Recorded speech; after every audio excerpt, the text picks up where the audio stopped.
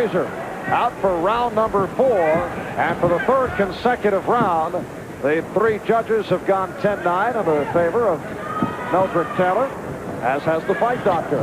No dispute here. And has Harold Brazier's corner. He said, come on now, it's 3-0. Now it's time to start pounding the fender. Is that what he said? That's what he should have said. Because imagine this guy is a 1967 Cadillac and you got a straightened fender out here. I really do admire people that hold down a full-time job and still compete in top athletics. When you have a family with 4 kids, you got to keep working. That means you work a full 8-hour day and then go into the gym and work, and you got to admire them. Harold Brazier also from a family that includes 13 brothers and sisters. Got off to a fighting start. Brazier's got to start putting some kind of hurt on Taylor to slow him down, or else this is going to be 10 rounds of the same.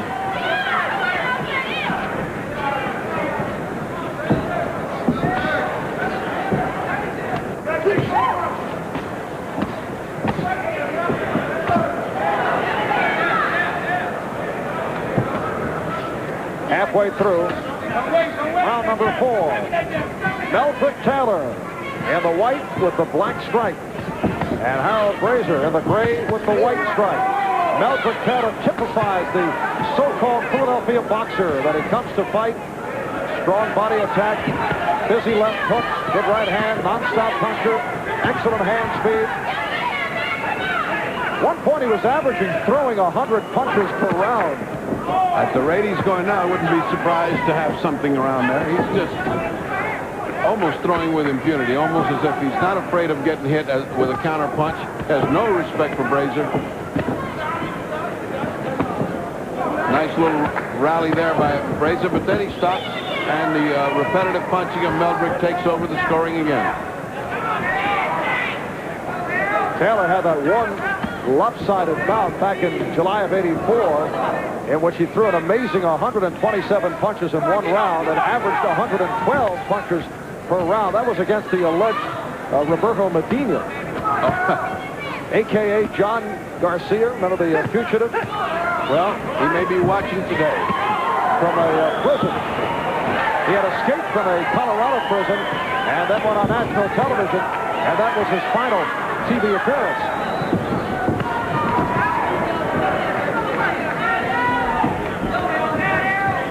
Final seconds, 4th round. In the Destin, California. You can't miss with that jab. Snap it and double it up now. Come on. And get off. Take off. Come on.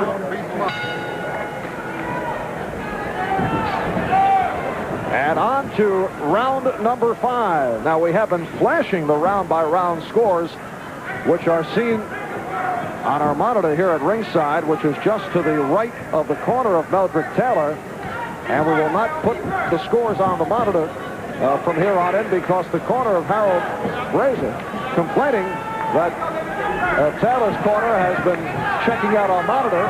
They've been seeing the scores and they've been passing it on. They feel it's unfair, so we will tell you the scores without flashing them on the monitor. But Bertie, I think we better whisper that the last round, round 4, was again 10-9 in favor of Taylor. All 3 judges going in that manner, and that has been the case through the first 4 rounds. But I have a feeling that whether Brazier's corner knows or not, or for that matter, whether Taylor's corner knows the scoring, doesn't really have any effect on what's taking place in this one. I tell you how I respond to that. The most thrilling thing going on right now is watching the judge Spider Bynum and seeing how long he can go before he has to spit tobacco in that cup that he's got across from us there. That was the work of the legendary Bruce the Mouse Strauss. He's a character in boxing that's in the corner of Harold Brazier, and he complained.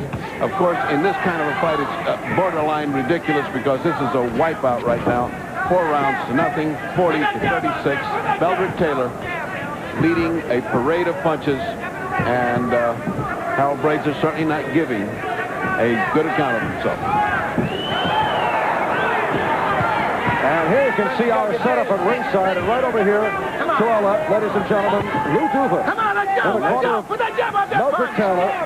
And Lou just checking out our monitor to take the scores out and passes it on. But Mouse the Strauss doesn't know. Lou can't even see as far as your nose, much less read the monitor here.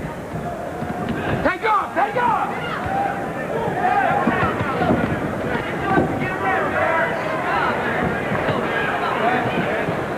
Well, the curious thing about this, at the beginning of this fight, they requested that the scores be given out to the public, as we did in the other fight. And we're just trying this as an experiment. And we did not know it was going to be met with such great success in the first fight. The crowd getting into it. They love to hear the score.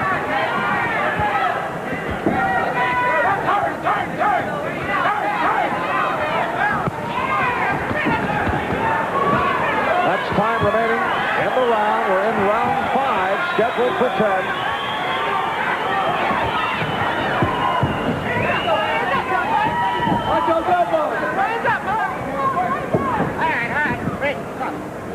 We'll be back here in Corpus Christi, Texas, after we pause. Now there's the bell for round number 6.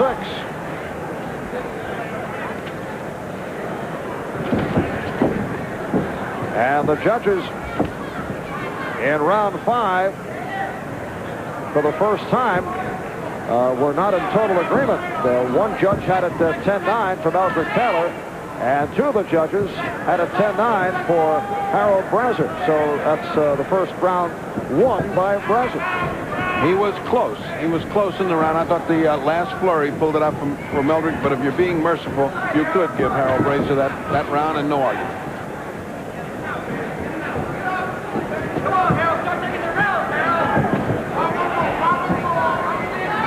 In his corner, they're getting a little bit more excited. The Harold Brazier corner is saying, look, we're blowing every round. You got to punch more, you got to make it harder, and you got to give Mangles.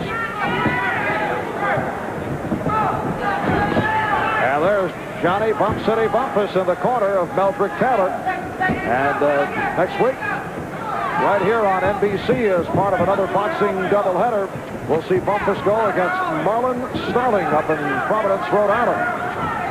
That'll be on Sports World next Sunday afternoon, preceded by undefeated lightweight Vinny Pazienza going against Harry Arroyo, one-time IBF lightweight champion. For some reason, Taylor has abandoned what got him every round, which was to stick in close and outspeed him and try to box out far. And from out far, Brazier is dangerous because he's got a right hand that flashes from far out and can land flush. Why the change in something that was working as well for Meldrick Taylor, I do not know. Coming up on a minute left in the 6th round. There went that right hand that time, just grazed Taylor. He's just missing it by a centimeter, but it's a little bit longer, and he connects flush on the jaw of Meldrick Taylor. So Brazier is fighting a good round this time. Oh, Taylor caught Brazier. Good combination by Meldrick Taylor, who on the scorecard is in front by 3 points on 2 of the judges' cards and by 5 on 1.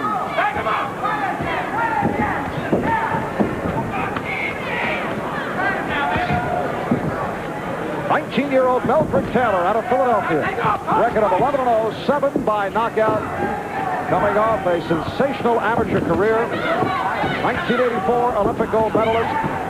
Going up against a veteran 30-year-old Harold Brazier of South Bend, Indiana, who works in an automobile body shop when he's not training for a fight. Deep breath. Swallow some of this water. Swallow it. Okay? Swallow a little bit more. Follow all the way through with that hook when you dig it home upstairs. Don't leave your punches lay out. But now you can feint that right hand to the body and put it to the head. But don't leave it hang out there, all right? Okay. Come on, you got to be busier. We got to take it here, baby. You got to start hustling, all right? Come on. Pete Susans in the corner of What you got to do, man? Harold Brazier as we open up in round 7.